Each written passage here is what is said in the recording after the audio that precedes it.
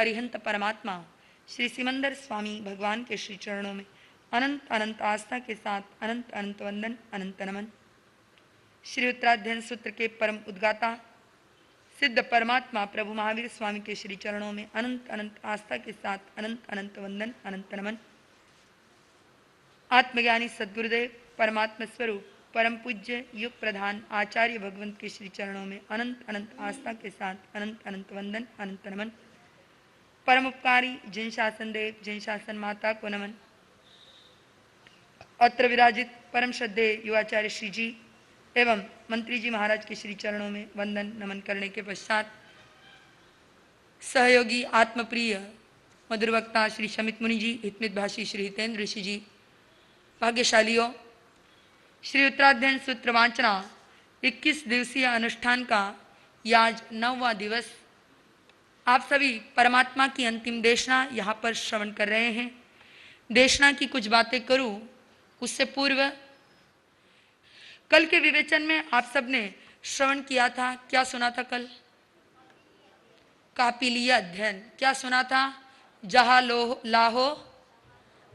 लाहो तहाँ लाभ जैसे जैसे होता जाता है वैसे वैसे लोभ बढ़ता जाता है, और जब लोभ बढ़ता है तो व्यक्ति कर्म संसार में उलझता चला जाता है। आज उसके अगला अध्ययन नमी प्रवज्जा, उत्तराध्ययन सूत्र का यह 9वां अध्ययन है। नमी का अर्थ है जो अपने भुजबल यानी बाहुबल से, अपने तेज प्रताप से बड़े बड़े शत्रु राजाओं को अपने समक्ष नमा देते हैं यानी झुका देते हैं, किंतु स्वयं किसी के आगे नहीं झुकते। ऐसे सशक्त राजा को नमी कहा गया है। और पवज्जा का मतलब क्या है? लेना नहीं लेना अलग बात है, बोल तो दो। पवज्जा यानी, हाँ, हम सब यही समझते हैं कि पवज्जा का मतलब दीक्षा होता है, परंतु आज हम सुनेंगे कि पवज्जा का अर्थ क्या होता है। प्रवज्जा का अर्थ है संसार के मार्ग को छोड़कर मोक्ष के मार्ग में गमन करना। यद्यपि दीक्षा, संन्यास और प्रवज्जा तीनों एक ही अर्थ के बोधक है, तथापि इनमें सूक्ष्म अंतर है। दीक्षा का अर्थ है व्रत धारण करना। क्या? व्रत धारण करना दीक्षा है, और आत्मशुद्धि के विधि विधानों का भली भांति पालन करना ही व्रत है। संन्यास का अर्थ है छोड़ना। काम, क्रोध, मोह, लोभ, वासना, मिथ्यात्व, अहंकार, यह सब संसार के मूल कारण है, और इन विकारों को संसार मार्ग भी कहा जाता है। संसार मार्ग को छोड़ना संन्यास शब्द का फलितार्थ है। मानव का ऐसा स्वभाव है कि जब वह किसी मिथ्या एवं गलत मार्ग को छोड़ता है तब वह किसी सत्य मार्ग का अवलंबन लेकर अपने गंतव्य मार्ग पर चलता है। वह सत्य मार्ग मोक्ष मार्ग है। आत्मशुद्धि के जितने भी विशिष्ट उपाय है वे सब मोक्ष मार्ग के अंग कहे गए हैं। संसार, जब कोई साधक मोक्ष मार्ग में गमन करता है तब संसार का मार्ग उससे स्वतः छूट जाता है। इस अपेक्षा से आगमों में जहाँ कहीं भी उल्लेख मिलता है वहाँ पवज्जा प्रवज्जा का ही उल्लेख प्राप्त होता है। आगमों में दीक्षा और संन्यास का प्रयोग तो प्रायः नहीं जैसा ही है। प्रवज्जा का मूल आधार ज्ञान और दर्शन है। सामाजिक दृष्टि से और अणकरणीय शिक्षा की अपेक्षा से नमी राजा की प्रवज्जा विशेष महत्वपूर्ण है। नमी पवज्जा, नमी राजा का नाम है जो स्वयं किसी के आगे नहीं झुका, परंतु जिसने बहुत से राजाओं को अपने आगे झुका लिया।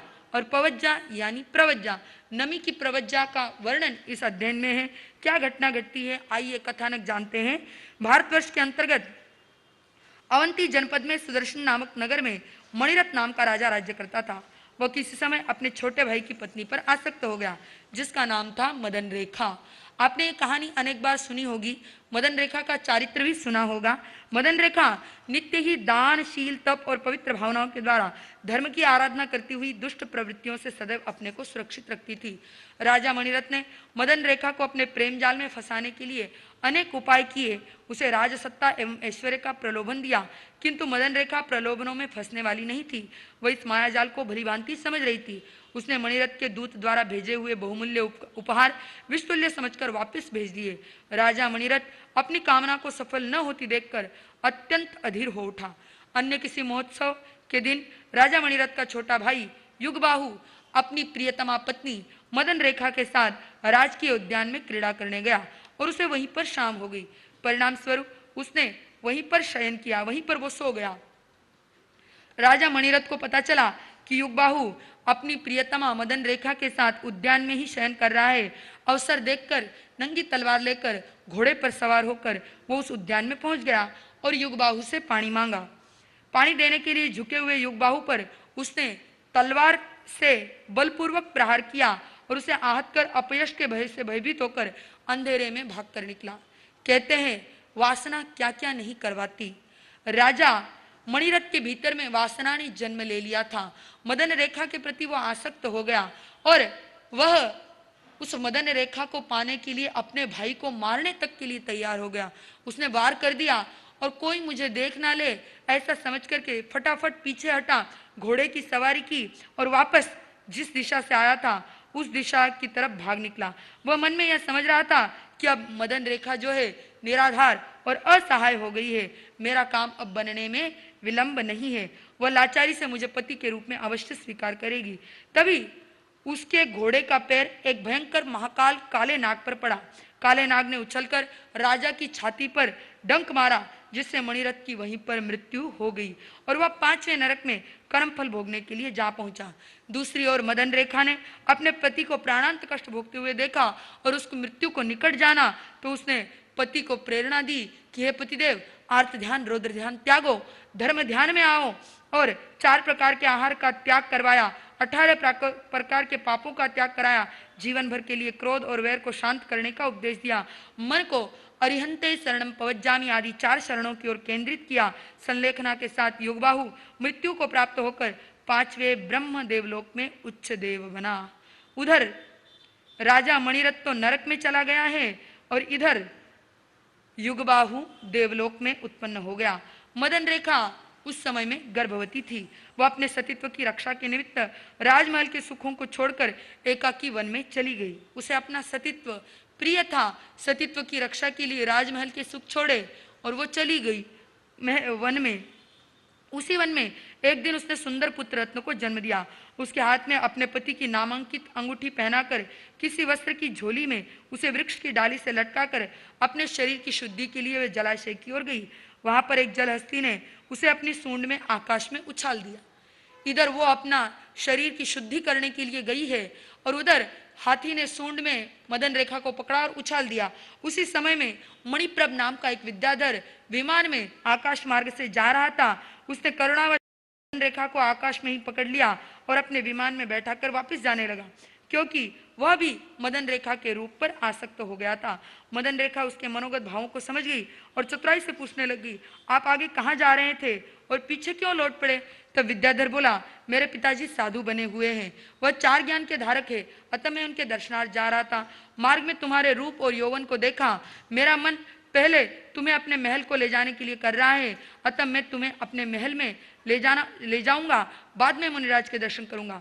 मदन रेखा ने कहा, कितना अच्छा अवसर है, अगर हम दोनों प्रथम मुनिराज के दर्शन करें, मुझे भी साथ मुनिराज के ओर ले चलिए। उस मणिप्रभ ने सोचा, जो विद्याधर था उसने सोचा, मेरा काम तो कुछ बन रहा है, चलो इसको पहले मुनिराज के दर्शन कराते हैं, बाद में बाकी सारी बातें करेंगे। वे दोनों उस मुनिराज के दर्शनार्थ चले गए। मुनिराज की धर्मसभा में धर्मोपदेश सुनने के लिए उचित स्थान मिला, वहां बैठ गए। दोनों ने धर्मोपदेश सुना और उस धर्मोपदेश को सुनकर मणिप्रभ की दुष्प्रवृत्ति समाप्त होगी। मदन रेखा का सतीत्व भी सुरक्षित हो गया। मणिप्रभ ने जीवन भर के लिए परस्त्री त्याग और वेश्यावर्जन दोनों नियम ले लिए। उपदेश के अनंतर मदन रेखा ने मुनिराज से जंगल में छूटे हुए अपने पुत्र का वृत्तांत पूछा। मुनि ने मन पर्याज्ञान में उपयोग लगाकर कहा, शाविके, तुम्हारे चले जाने के बाद मिथिला नगरी के राजा पद्मरथ जो निस्संतान थे, वो वहां पर क्रीड़ा करने के लिए आए और उन्हें तुम्हारा पुत्र वहां मिला और वो पुत्र को अपने साथ ले गए हैं। उसे उन्होंने अपना पुत्र बनाया है और पालन पोषण के लिए रानी को सौंप दिया है। अब उसका जन्मोत्सव उस नगर में बड़े समारोह के साथ मनाया जा रहा है। तेरे पुत्र के पुण्य प्रभाव से राजा पद्मरथ के बहुत से शत्रु राजा स्वयं नमित हो जाएंगे, अतः तेरे पुत्र का नाम क्या रखा जाएगा? समझ में आ गया? नमी कौन था? बोलो, नमी कौन था? मदन रेखा का पुत्र था। और पद्मरथ और तेरा पुत्र, इन दोनों का संबंध पूर्व भव में भाई भाई का था और इस जन्म में पिता पुत्र का संबंध बन गया है। पहले जन्म में जो दोनों भाई थे, इस जन्म में पिता पुत्र हो गए हैं। इतने में अकस्मात एक देव अपने पूर्ण वैभव के साथ वहां उपस्थित हुआ और उसने पहले मदन रेखा को प्रणाम किया और तत्पश्चात मुनिराज को। यह विपरीत कार्य देखकर मणिप्रभ मुनिराज को पूछता है कि हे भंते, ऐसा क्यों हुआ? इस देव ने पहले इस मदन रेखा को प्रणाम क्यों किया और आपको बाद में क्यों? तो मुनिराज कहते हैं कि हे मणिप्रभ, यह जो देव है यह इसका पूर्व भव का पति है। क्या नाम था उसका? अभी तो बताया, युग बाहु। उसका पूर्व भव का पति है। देव जीवन से पूर्व इसका नाम युग बाहु था। मदन रेखा के आध्यात्मिक उपदेश से यह देवता बना। उस देव ने मदन रेखा के ऋण से मुक्त होने के लिए उससे कहा, कहिए मैं आपका कौन सा अभिष्ट कार्य सिद्ध करूं? मदन रेखा ने कहा, मैं किसी साध्वी के पास रहकर संयम तप की आराधना करते हुए विचरना चाहती हूँ, यही मेरा मनोरथ है। देव ने वैसा ही कार्य किया। मदन रेखा ने प्रवज्जा ग्रहण की और साधना परायण हो गई। युवा होने पर नमी कुमार का पाणी ग्रहण 108 राजकन्याओं के साथ हुआ। वह नमी जब राज्य भार के वहन में समर्थ हो गया तब सुअवसर जानकर राजा पद्मरथ ने उसे राज सिंहासन पर आसीन कर दिया और स्वयं प्रवज्जा धारण कर ली। पुराना समय था जब पुत्र व्यवहार और व्यापार के योग्य हो जाता था तो सब कुछ उसे सौंप देते थे और स्वयं चले जाते थे। वर्तमान में कुछ ट्रेंड बदल गया। अंतिम सांसों तक भी नोटों की गिनतियां चलती रहती है। राजा नमी सुखपूर्वक न्याय और नीति के साथ राज करने लगा। एक बार शासन संचालन करते हुए उनकी हस्तिशाला में एक श्वेत हस्ती मदान्ध होकर भाग निकला। वह भागता हुआ महाराजा चंद्रेश की राज्य सीमा में प्रविष्ट हो गया। महाराज चंद्रेश के सुबट उसे पकड़कर अपने राजा के पास ले गए। राजा नमी ने चंद्रेश के पास दूत संदेश भेजा कि हमारे हाथी को वापस भेज दो। चंद्रेश ने कहा कि तुम राजनीति से अनभिज्ञ हो, जो वस्तु जिसके हाथ में आती है उसकी हो जाती है। ऐसा कहकर दूत को वापस लौटा दिया। दूत द्वारा संदेश प्राप्त कर राजा नमी चतुरंगिनी सेना लेकर युद्ध के लिए चल पड़ा। उधर चंद्रेश ने भी पूरी तैयारी करके रणभूमि की ओर प्रस्थान किया। भयंकर युद्ध की संभावना जाग उठी। साध्वी मदन रेखा, जो इधर साध्वी बन चुकी है, उसने अपने अवधि ज्ञान के द्वारा युद्ध की संभावना को जाना देखा। तब वह अपनी गुरुनी की आज्ञा लेकर के शांति स्थापित करने के लिए वहां पर आ गई। कहां पर? राजा नमी और राजा चंद्रयश के पास। और राजा नमी ने उन्हें विधिवत नमस्कार किया और उनके आने का कारण पूछा।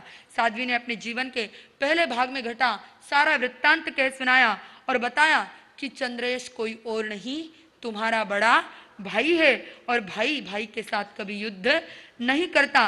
दूसरी ओर चंद्रयश को जाकर के भी मदन रेखा ने समझाया और उसने कहा कि छोटे भाई के ऊपर हाथ उठाना अच्छी बात नहीं होती। छोटे भाई के साथ युद्ध करना घोर अन्याय है। दोनों भाइयों का बड़े प्रेम से मधुर मिलन हुआ। चंद्रयश अपने छोटे भाई को राज सिंहासन पर बिठलाकर स्वयं दीक्षित हो गए और संयम तप द्वारा अपनी आत्मा को भावित करने लग गए।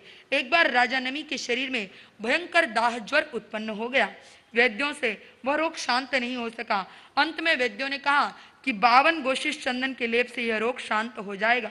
तत्क्षण सभी रानियां जो है वह गोशीर्ष चंदन घिसने लगी। चंदन घिसते समय रानियों के कंगन परस्पर टकराते उनकी आवाज से राजा नमी को और पीड़ा होती। तो उसने कहा कि चंदन घिसना बंद कर दो। महामंत्री ने वहां जाकर के कहा कि ये जो जोर जोर का शोर हो रहा है इसे बंद कर दिया जाए। आज्ञा पाते ही रानियों ने क्या किया, सौभाग्य सूचक एक एक कंगन अपने हाथ में रखा, बाकी सब कंगन उतार दिए और चंदन घिसना चालू रखा। राजा ने पूछा कि क्या चंदन घिसना बंद हो गया है? तो महामंत्री ने कहा कि नहीं, चंदन तो अभी भी घिसा जा रहा है। पहले जो शोर हो रहा था वो कंगनों का शोर हो रहा था और अभी रानियों ने एक एक ही कंगन रखा है, बाकी सब कंगन उतार दिए। एक अकेला किससे टकराएगा, एक किससे शोर करेगा?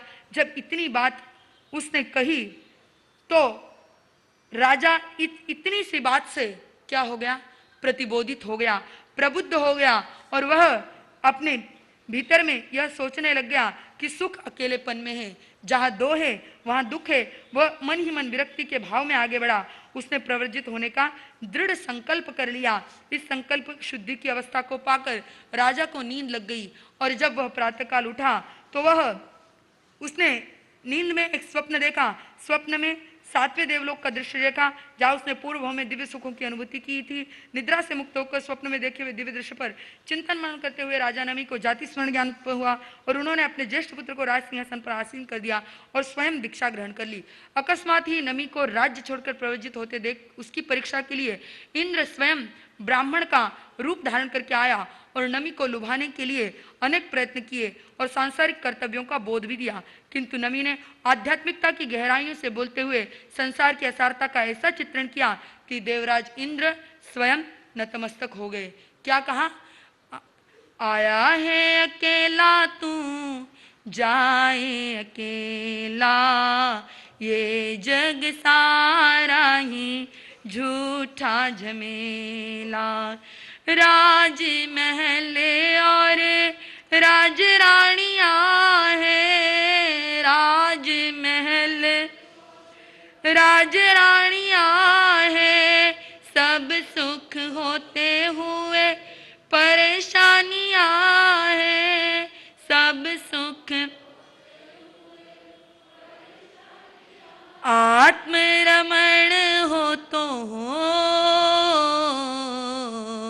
आत्मरमण हो तो कोई ना झमेला, ये जग सारा ही झूठा है में। एक इंद्र ब्राह्मण का रूप बनाकर उनके सामने आए हैं। राजा नमी प्रव्रजित होने के लिए महल से बाहर निकल रहे हैं और वो इंद्र ब्राह्मण का रूप बना करके सामने आया और उनको 10 प्रकार के प्रश्न पूछे हैं, उनको संसार में आसक्ति की ओर ले जाने वाले प्रश्न पूछे हैं और नमी ने उनका उत्तर दिया। क्या प्रश्न थे, क्या उत्तर थे, उनका वर्णन इस अध्ययन में है। यह अध्ययन वैराग्य वर्धक है। जिसको अपने जीवन में वैराग्य की भावना को पुष्ट करना है वो इसका भावार्थ जरूर पढ़े, प्रत्येक गाथा का अर्थ पढ़े, अपने जीवन में वैराग्य के भावनाओं को लेकर के आए। देवराज इंद्र ने जितने भी प्रश्न पूछे उन सबके पीछे काम, क्रोध, मद, लोभ, मोह की शक्ति की ही कार्य कर रही है। राजर्षि नमी ने सभी उत्तर विरक्ति, अनासक्ति, शांति, नम्रता, निष्कपटता, संतोष और विवेक, सहिष्णुता और निर्मोह आदि को लेकर दिए गए हैं। जब इंद्र ने देखा कि नमी अपने संकल्प पर अड़ी है तब उसने अपना वास्तविक रूप प्रकट किया और नमी की परम श्रद्धा से स्तुति की। उनके चरण कमलों में वंदना नमस्कार करके इंद्र निज धाम में चला गया। विदेह राज्य में 2 नमी हुए, एक तीर्थंकर और दूसरे प्रत्येक बुद्ध। दोनों अपने अपने राज्य का त्याग कर दीक्षित हुए। पहले नमी 24 तीर्थंकरों में से 21वें तीर्थंकर है, तो दूसरे राजर्षि नमी जो है उनका इस अध्ययन से मतलब है जो कि प्रत्येक बुद्ध हुए हैं, जिन्होंने एक छोटी सी बात सुनी और सुन करके अपने जीवन को धर्म के मार्ग में आगे बढ़ाया है। कहा भी है, कांता कंचन विश्व में महामोह महादुष्ट, दोनों दुख की खान है विरत सुखी संतुष्ट। चूड़ी द्वंद्व एकत्व से संबुद्ध हुए नमिराज, उत्तर अनुठे सुगढ़ सुन नम पड़े सुरराज। नमी यहाँ पर भी इंद्र के आगे झुके नहीं अपितु इंद्र को अपने आगे झुकाया। हम सभी इस अध्ययन के द्वारा वैराग्य मार्ग में आगे बढ़े। इन्हीं भावनाओं के साथ आगमे तिविहे पणत्ते तंजा सुत्तागमे अत्थागमे तद्भयागमे एवं श्रुत ज्ञान के विषय में जो कोई अचार लागे हुए ते आलोम जम एकदम वच्चामेलियम हिणखरम अचखरम पैहिणम विणहीणम जोगिनम घोषिनम सिट्टुदिनम दिट्टुबिच्यम अकाले को सज्जाओ कालेन को सज्जाओ असज्जाइये सज्जाइयम सज्जायन सज्जाइयम भणता गुणता विचारता ज्ञान ज्ञानवंत की आशातना की हो जो मैं देवसी अय्यार को तस्मिच्छामि दुकड़म तस्मिच्छामि दुकड़म तस्मिच्छामि दुकड़म।